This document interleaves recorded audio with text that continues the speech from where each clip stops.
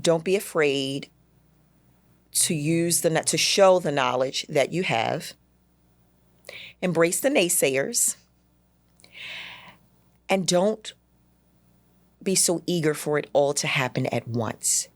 Take it as it comes, because as the industry evolves, so does your brain. Welcome to the Before You Say I Do podcast. This podcast helps wedding couples learn industry secrets about the wedding industry and the various wedding vendors in the DC, Maryland, and Virginia areas. My name is Joshua Buxton, and I am your host. With over 7 years as a professional wedding videographer, I have filmed many weddings all over the United States and hope to help wedding couples find the right vendors before they say I do. Welcome to Before You Say I Do podcast. I'm Joshua Buxton with Buxton Media Productions. Today, I'm here in our podcast studio with Trina Myers-Green with Affairs Remembered Events. Trina, welcome. Thank you, Josh. It's great to be here with you. So Trina, tell me a little bit about your wedding planning business and kind of how you got into it. So I am the principal consultant at Affairs Remembered Events. We are a full-service wedding and events serviced firm servicing the Maryland, DC, and Northern Virginia areas, planned hundreds of memorable weddings and events throughout the area. I am also a certified bridal consultant who has contributed to lots of publications and just educating not only other vendors, but couples and prospective couples as well. Awesome. So how did you get into the wedding industry? It's kind of a unique place to be, and it's something that's always changing, of course, but how did you get into this? Well, that's very interesting, and this is a funny story. I actually went to college for mortuary science. No way. Yes way. I actually know exactly what that is. I had a friend who went to that, so that's awesome. So I was going what a shift. Yeah, definitely a shift. So I was going to be a funeral director, and I also studied business. Right. When I came home on a college break, and a distant relative of mine, she was a relative of my mother's, was getting married in a huge unorganized heap of mess. And somehow I was snatched into it just because my voice, and I've always kind of been an unofficial social butterfly. So I was kind of thrust into this unorganized heap.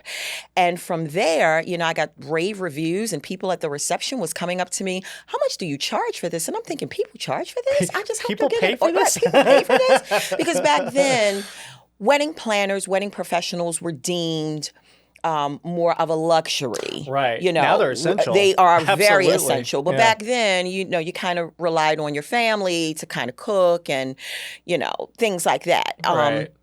And from there, planning just different events and assisting with hosting different events. I said, we might be onto something. So I slowly shifted more towards my business degree after my father made me promise him to pay back the X thousands of dollars that he had to put out for mortuary science. Oh, man. And yeah. Here we are. It's crazy. It's so interesting how so many people start off in one area and then just shift this way. I went to school for music. I went to my undergrad and my grad school for music, and I was a musician in the Army for a long time. And then I started learning video production and kind of shifted into weddings and started doing that on the side. And now it's a full-fledged thing. And it's crazy how, weddings is a great place to get into, in my opinion. It's there's so much value, I think, that comes from the wedding industry, and not just monetary, of course, but also the fact for me, I get to tell a love story through a video, and there's something so rewarding about that. I definitely agree with you there. I like to tell people I am in the business of love. Right. Even if it's not a wedding and it's a social event, the people who have gathered to celebrate at the event love the person that is hosting the event. So again, we're celebrating love, whether it's a wedding or a social event, and I love it. And the industry definitely will call you if you are meant to be in it. The industry will definitely call you in. So what are some tips that you might have for wedding couples out there, when they're starting to plan their weddings and they're thinking, okay, where do I even start?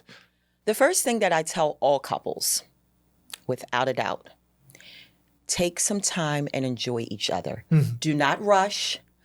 Don't feel like you need to be. Don't let anyone else rush you. And don't feel obligated to have a wedding that is not yours. Right. You know, we get these different opinions, and sometimes we seek them, sometimes we don't. And they're going to give us their Especially opinion. from family. Exactly. They're going to give us their input anyway, but Right. make it your own. The second thing that, and most importantly, is what I tell couples is sit down. Even if you don't have your colors or where you want the wedding to be, think about an approximate time of year and a budget. That is where I will say 60 to 75% of couples go wrong. They mismanage because they do not sit down and talk about a budget. A budget will tell us where we need to get off this train. Right. And once you develop those two things, then, reach out to firms like ours and set up a consultation. A lot of couples think that they have to have, we have to have this done and we have to. No, that's not true. That's what you hire me for. Right. And our job is to educate the prospective couple. Our job is to educate and help you step by step in those things that you are unfamiliar with. I always tell couples, Pinterest is not a wedding planner. It is not. It's great for resource. It is a resource. But, it is great for inspiration, and we have a platform on Pinterest. However, you need a person with sage advice to guide you through this process. It is a process. I mean, I've filmed a lot of weddings, and honestly, the weddings that have a wedding planner seem to go the smoothest. Absolutely. And I feel like the couple just enjoy the day more. Which is what we want you to do. Right. And it's just because there's so much going on that you don't want to be worried about, did the caterer show up? What's the schedule for this? Oh, we're behind on this. Now I have to worry about this. You want to be worried about enjoying the moment. Absolutely, because that moment is going to pass you by so fast. Right. And I tell couples, there is no do-over for this day. It's a one and done. Yeah. So you don't get a do-over. You do not get a do-over. And all of the time and resources that you have put into this event for not only yourselves, but your guests to enjoy, it's going to go by so fast. Hire someone, let the professional deal with the behind the scenes, and be a guest at your own event. Right. It's so worth it. It really is. Like hiring the right people with the right experience will make all the difference on the wedding day. Absolutely. It's totally worth it. Like you said, it's a one-day thing that you're never going to get back. And that's something I always try to, make sure that is known to the couples, especially when, they're looking for a wedding videographers. When you think 10, 20 years down the road, make sure that you get a wedding videographer that you like and that you're going to get the products that you want out of it. Because what you might end up finding is like one wedding videographer is cheaper, yes, and they're only offering you a highlight, but did you want the ceremony? Exactly. Did you want the speeches? Did you want the dances?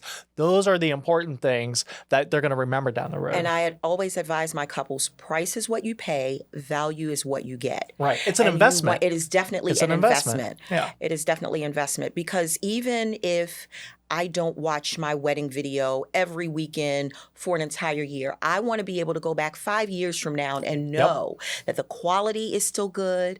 I can even if the design and the colors are outdated and the hairstyle and everything is outdated. But at least it was sharp and the audio was good. It was clear, and I can go back and take that piece of production and remember my day as it actually was. Exactly. Yeah, that's something I think a lot of people miss. I mean, photography is always going to be important, and I totally get that, but it doesn't capture the audio moments of the speeches or vows or, even just the dance, the emotions of the day.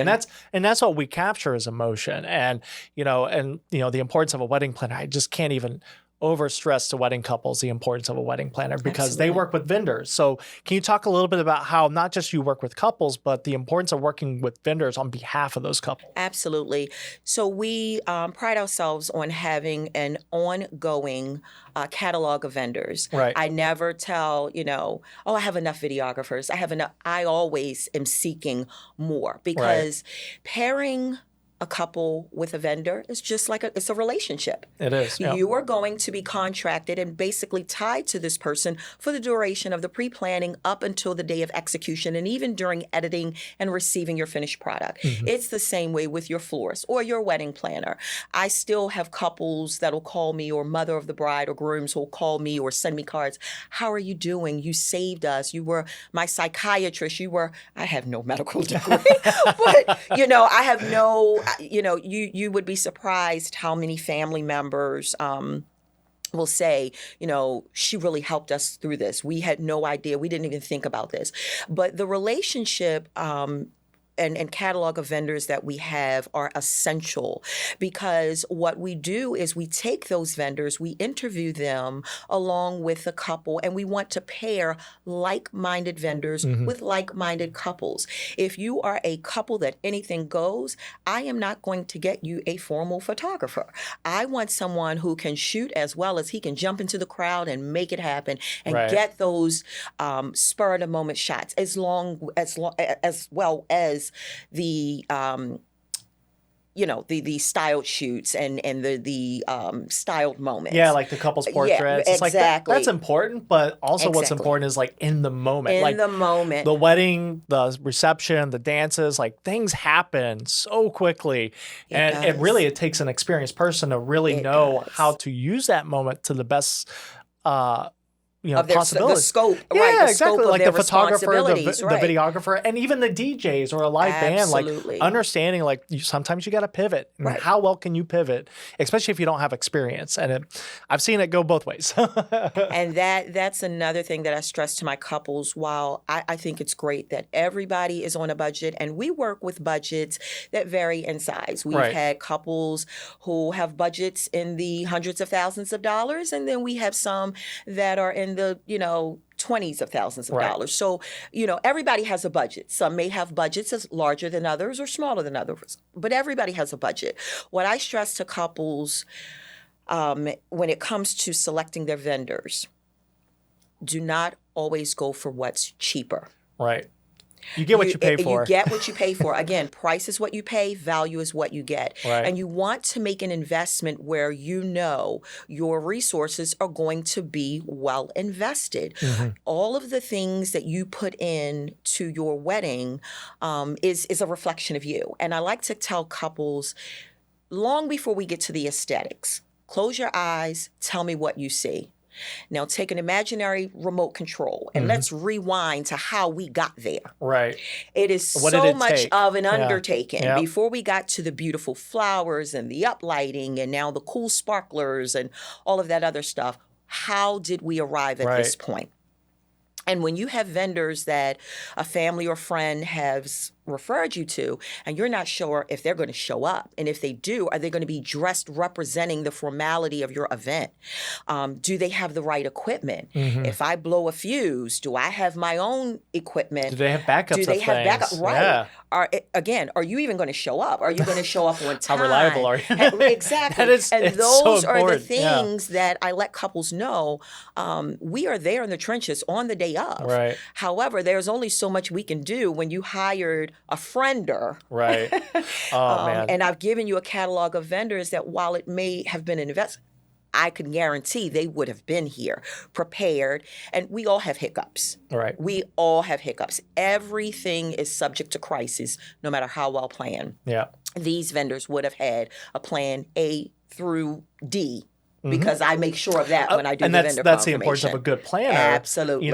I actually had this conversation with someone yesterday on one of our first podcasts. We talked about that, about having someone who understands a plan A, B, C, D, E, F. And if you have somebody who understands that and has those extra plans, then you're getting quality, you're getting value out of that person. And I mean, the same could be really said about any vendor out there. What are the plans? Like if a monsoon comes in, how do we pivot? How do we make these things happen? If you have good vendors who understand all those, additional plans, then you're going to get the best, result at the end of the day. And something that's stress-free and you're just going to remember the best moments. Absolutely. Let's talk about a little bit more of like how have things progressed in the wedding industry from when you started to where it is now? Because I'm sure over the years things have shifted, right? They absolutely have. So before, here's what I will definitely say. Things progress every year as they do in life, and weddings have become much more opulent as of private events. But one thing that I can say about change, and I probably would have had a different answer about 4 or 5 years ago, but one thing COVID-19 taught me: pivoting and growth is important. What I have seen change is, the biggest thing is the need for the professional, wedding professional, and the knowledge that those couples and prospective couples coming in understand the value of the resource. And I like to tell my couples, if you cannot afford full planning, which is quite a large undertaking, at least contract a professional planner. It does not have to be us, but at least contract, a professional resource for what is called month of coordination, or day colloquially, of. I've seen that too, yes, yeah. colloquially known as day of coordination. Right. And I always like to clarify that term, because no one can come in on the day of your wedding Right. I've always and wondered make that. it run like a well-oiled machine. If they tell you that, they're out of their mind. That can't happen. So they say day of because that's where the bulk of what's happening, bringing to fruition this wedding or event.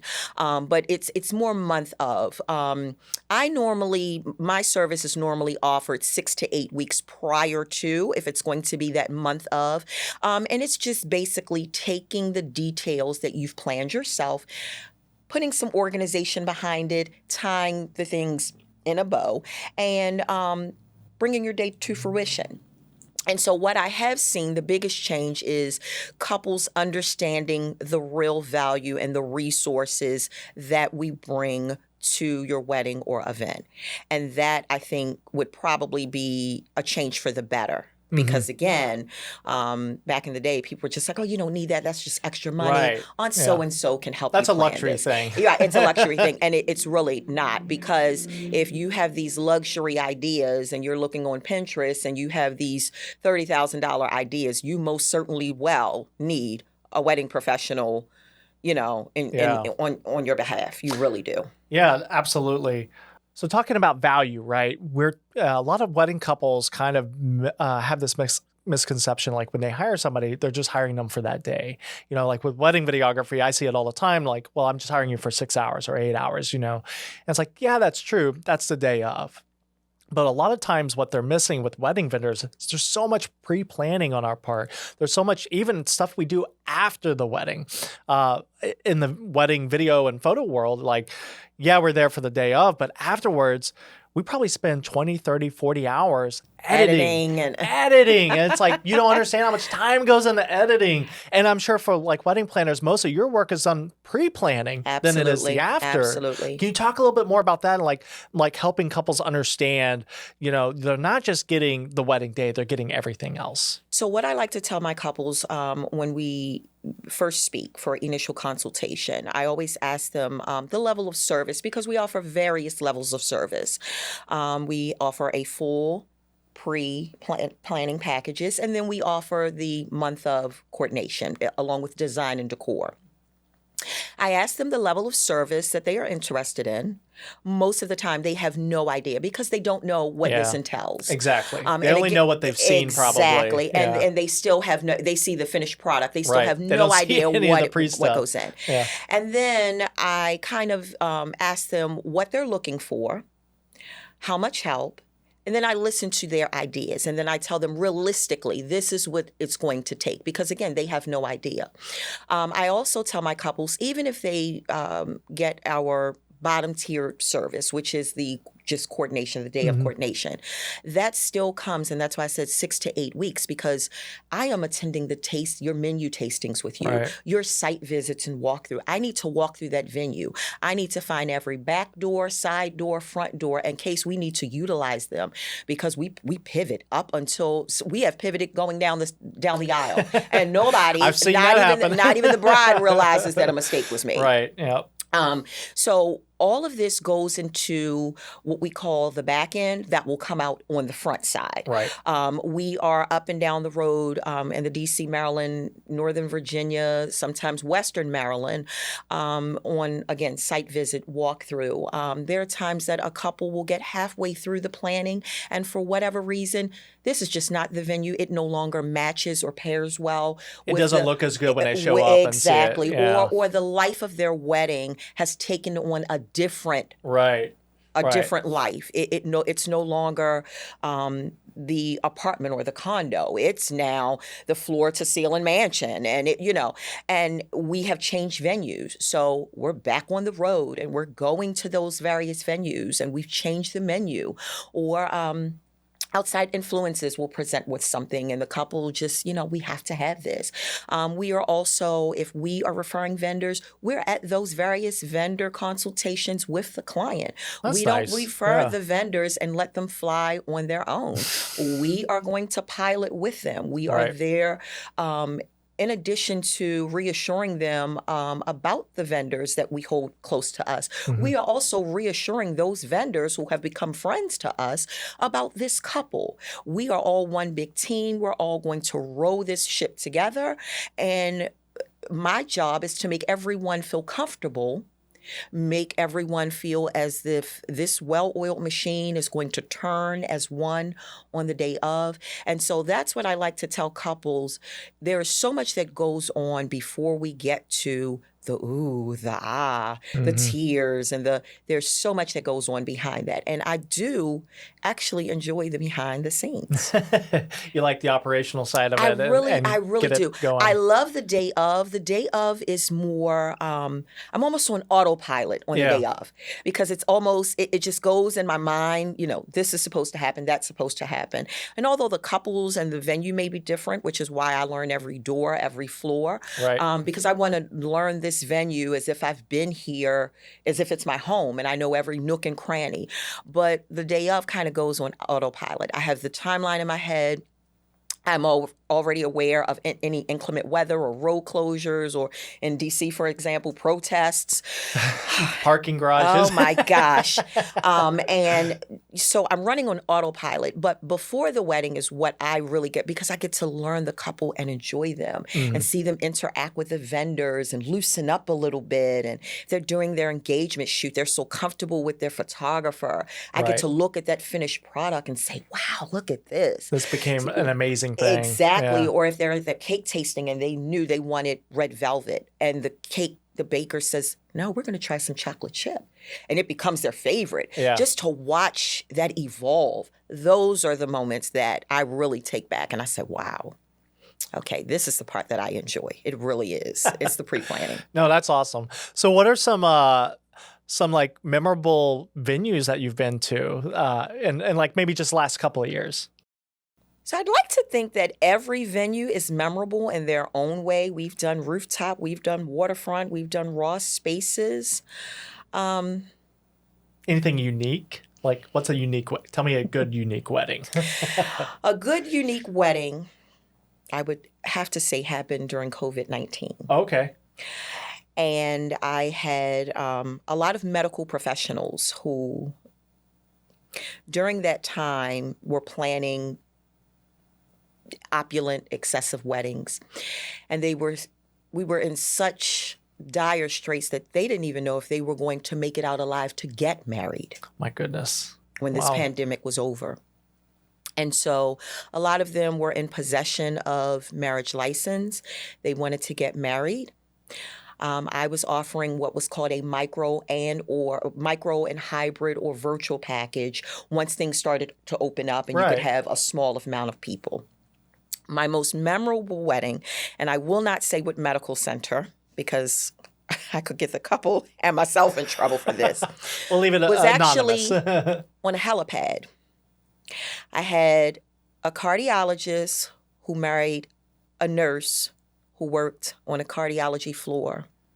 We could not perform this inside. We had the hospital chaplain. And because of restrictions, we could not be in the hospital. You had to be outside. We had to be outside on the helipad. And because we had a photographer, I was both the planner and photography assistant that day because we were only allowed to have so many people. Yeah. Yeah. And we had a nurse in scrubs that was a maid of honor, and we had someone else in scrubs that was the best man, and literally did this thing in, I'm going to say, not even 10 minutes. And before I knew it, the roof started vibrating and the lights were going off, telling us that a medevac was coming in. Oh, no, of course. And we had to get the heck out of there. No. But just to see their faces and to know, like, I don't cry at many weddings. I think I'm not really desensitized, but it's that wedding I cried because these were literally two people who had not had a day off in weeks. Yeah. And they just said, we just want to get married. We don't, the cardiologist said, I don't even know if I'm going to make it out of this. Man. And so crazy. that I would have to say was the most memorable venue. It was the helipad on the top of a hospital in Baltimore. Nothing fancy, but it was meaningful. It was very meaningful. And how many people can look back on their wedding photos and say, we married on a helipad? That's normally something you see in New York, or in a movie, New York City, really. or in San Francisco, some crazy Yeah. love story, some Hallmark movie that you're watching during the Christmas holiday. This was real life, and I got to live it. That's cool. And it wasn't glamorous, but they were in love. It was a meaningful love story. We did have a kind of a vow renewal and a reception after. Oh, that's good. We came out of COVID. It was actually the day that the then governor of Maryland, lifted the restrictions in the state of Maryland. And everyone was there and celebrated. And it was a sight to behold. But I will never forget, during a time where basically the world was shut down, we got to do this for about 7 minutes. We got to bring together a love story in the midst of all of this tragedy. Yeah, that's incredible. That's a good story. That's unique for sure. I hold that to my heart. I do. That's awesome. What are some trends that you are seeing now, like for wedding couples that they're looking for, like some unique things that they're looking for, experiences that you're seeing currently? That's a good question. So what I've been seeing, again, with most of my couples when we ended 2003, and even some couples now who have asked for my opinion in 2004, excuse me, are private vows, private ceremonies. I've seen that a lot. Yes. A lot of couples want to take some time. They want to do a first look or a first touch and just spend some time together and recite those vows together.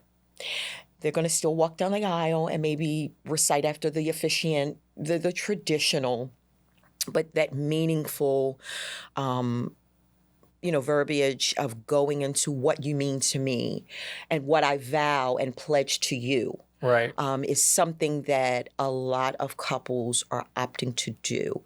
And believe it or not, it's more of my younger couples than it is my older couples. Yeah, that's true. Because some of the weddings I filmed last year, there was a good handful of people who wanted private vows. It was right after the first look, and we straight into private vows, and they were really young. And they are selecting, these scenic backdrops. Right. It could be the waterfall or the outdoor fountain at their venue, or something overlooking. We had a couple on the Eastern Shore that it overlooked the Chomp Tank River, and it was a windy day, but it was beautiful, and the wind just added to the magistry, the pageantry of the whole thing, and it was beautiful. And this was a younger couple. And it was their moment. And it was their moment. Right. And, the photographer actually got a shot of myself and then two of my team that were there that day. We actually took a step back once we got her in place and fluffed her gown. And we took a step back because this is your moment. And you turn around and you give me a thumbs up and you let me know when you're ready. You take all the time you need. And she was right about, what about... They will wait. You take the time you need. You catch your breath. You do. This is your moment. Another trend that I am seeing is gone are the days of nobody wears white to a wedding. I've had brides that say, we want everybody in white and we're going to wear the colors. I love it. Or we have had couples that have hired wedding stylists, and they will take the couple's wedding colors and put together a palette and say, this is the palette.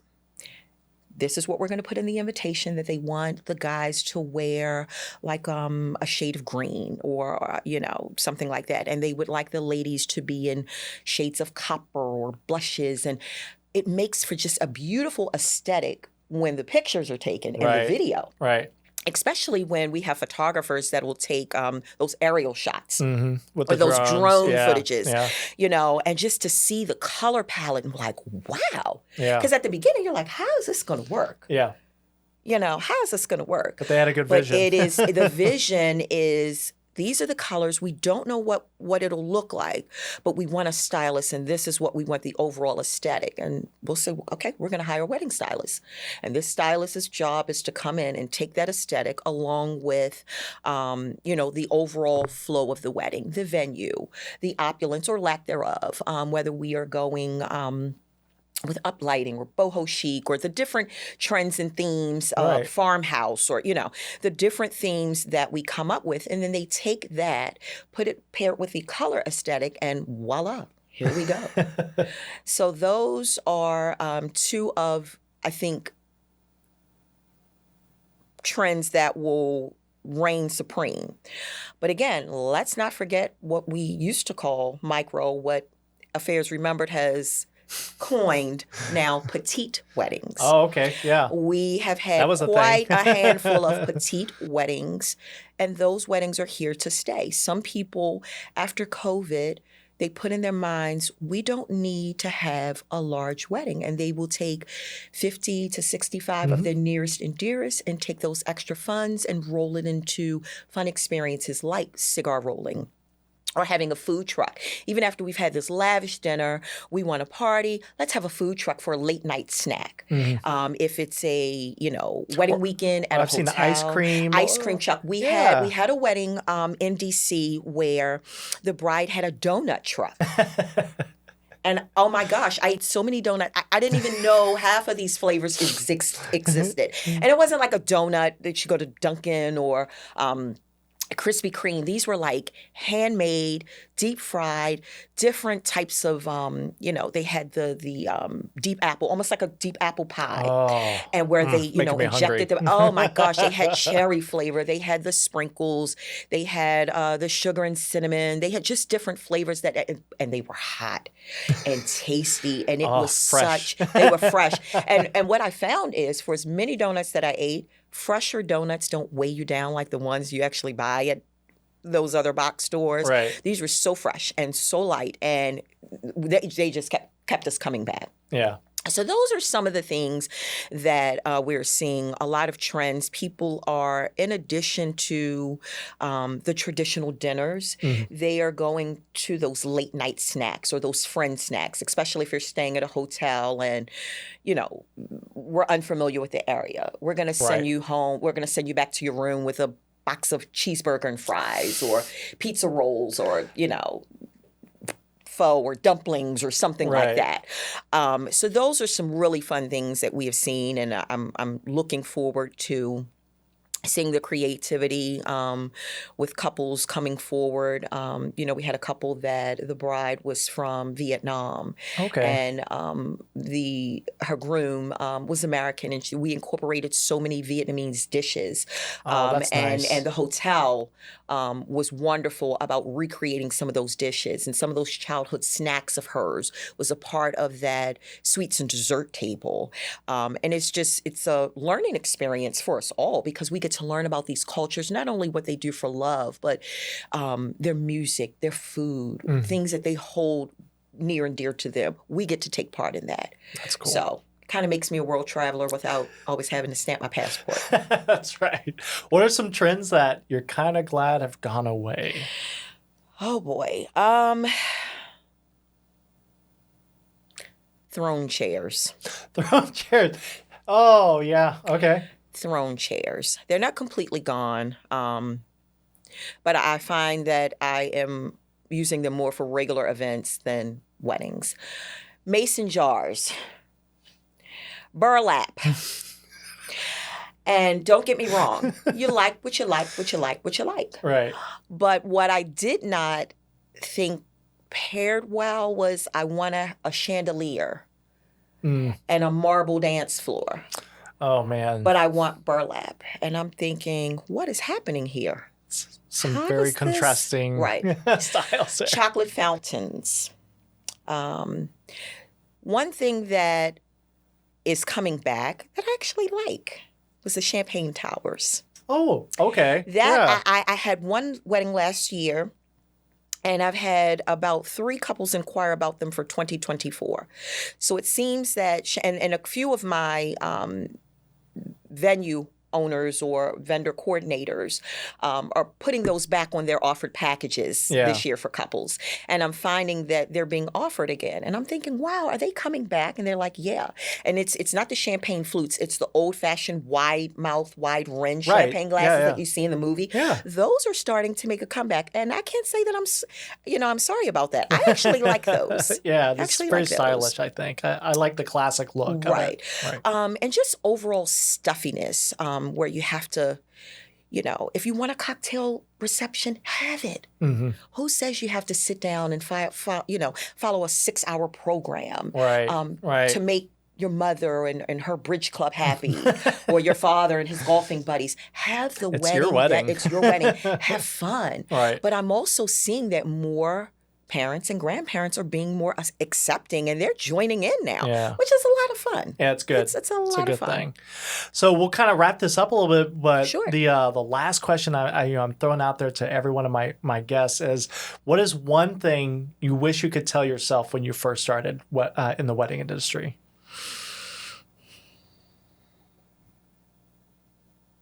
Grow. Don't be afraid to grow. Don't be afraid to show the knowledge that you have. Embrace the naysayers. And don't be so eager for it all to happen at once. Take it as it comes, because as the industry evolves, so does your brain. Mm-hmm. So does you. It's that maturation period. And as the industry grow, you have to grow as a person, as a student, as a teacher. And you just stay the course. Don't be afraid to grow and run your own race, move at your own pace. I see a lot of industry professionals that'll say, I thought it was going to be different, and, grow at your own pace. Trina, thank you so much for joining us. Thank you for having me. I really enjoyed talking with you today. Yeah, it was really great to be able to get some of your insights and talk about the wedding industry a little bit. So thank you so much for those insights. Thank you for having me. Thank you for joining us on this episode of the Before You Say I Do podcast. Make sure to subscribe, like, and follow our YouTube channel and podcast platforms.